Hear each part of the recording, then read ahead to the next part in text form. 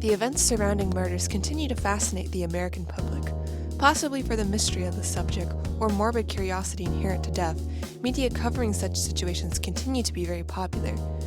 A case of such a phenomenon that has had lasting popularity and possibly the most culturally impactful is the trial of O.J. Simpson. Simpson originally became famous to the American public for his successful career in the NFL that began in 1969 and continued until 1979. He would later begin acting in films such as The Klansman and The Naked Gun, furthering his popularity. However, this reputation would change irreparably on June 17, 1994, when Simpson's car chase with the police was first broadcast on television, and he became the primary suspect to the murder of his ex-wife Nicole Brown and her friend Ron Goldman. This would set off the events of one of the most important murder trials in American history, changing from one of personal significance to Simpson to one that impacted race relations in America for years to come. A lengthy history of race-related police violence in the LA area, along with dramatized news coverage, would significantly influence public opinion and impact the jury's verdict.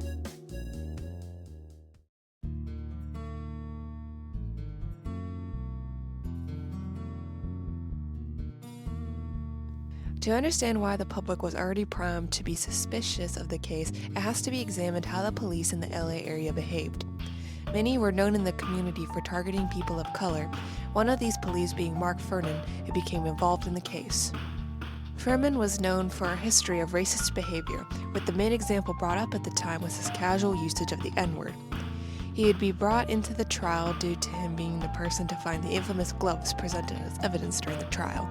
Both media sources that supported Simpson and those that didn't would run with the suspiciousness of Furman's inclusion to support their own narratives. The New Yorker article on incendiary defense acts as one example of this. The article reports that they plan to portray the detective, Mark Fernan, as a rogue cop who, rather than solving the crime, framed an innocent man.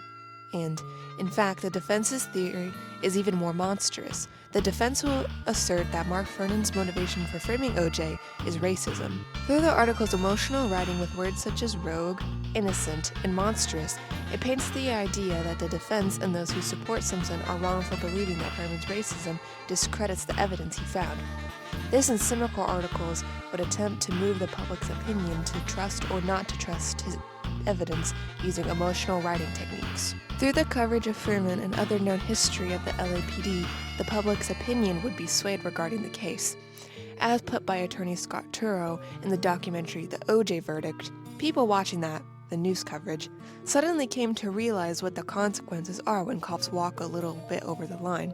All of a sudden, you can't believe in anything. This would cause the public to not fully trust the prosecution's argument and heavily impact the verdict of the trial. However, it was not just Mark Furman's involvement that the news would cover.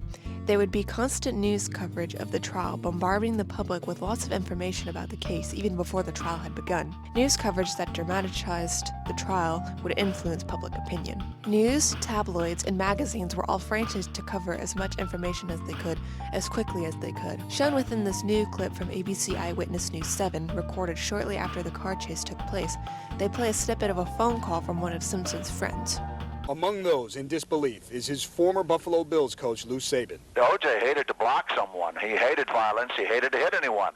And that's probably the reason he became such a great running back. He avoided striking people or being struck by people. And I think this is the reason it surprises me that he would be charged for something like this.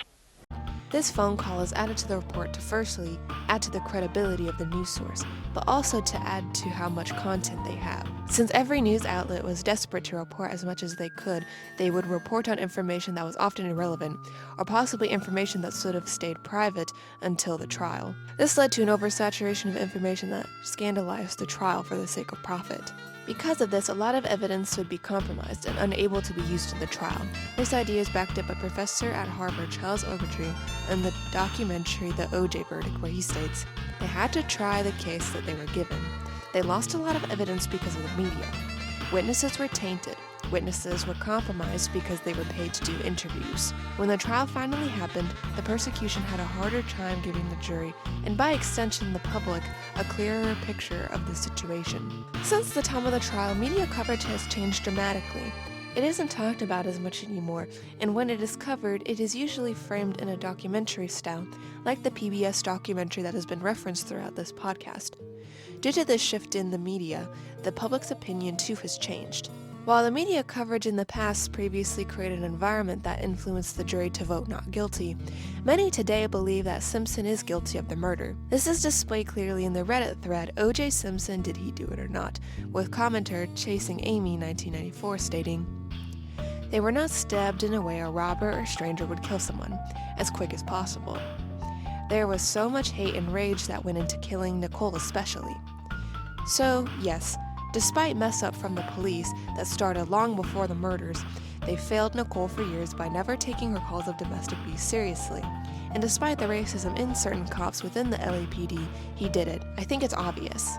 While this is only a singular anonymous instance of current public opinion, it is representative of it as a whole. Many people take the domestic abuse faced by Nicole much more seriously than it was at the time. Along with the fact that the recency of the news and Simpson's prior fame aren't playing a key factor to these opinions, it has caused people to look at the information in a new way, one that is based more upon looking at clear facts the way documentaries do.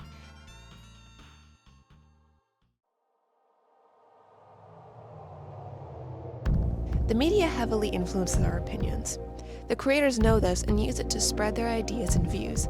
In the case of the O.J. Simpson trial, it caused people to not think logically about the trial and create their opinions primarily based upon emotion. With initial news coverage being dramatized, when this coverage is presented as neutrally as possible, as it is today, people are able to form their own opinions about the situation. Thanks for tuning into my podcast. Remember the next time that you are looking at news coverage or a magazine to question what message they're trying to convince you of. Question what they're telling you and make sure it is trustworthy.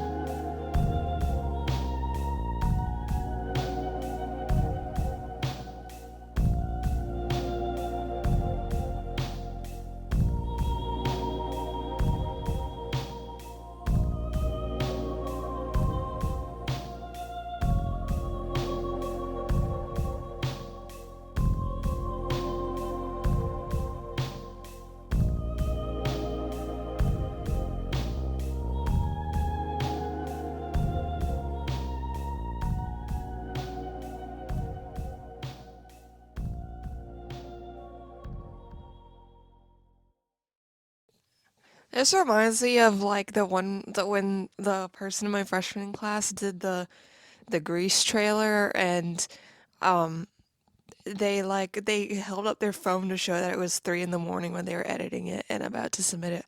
I remember that night. I think I did stay up until like 1 or 2 a.m. Finishing that stupid trailer. That was such a dumb assignment. I'm not gonna lie.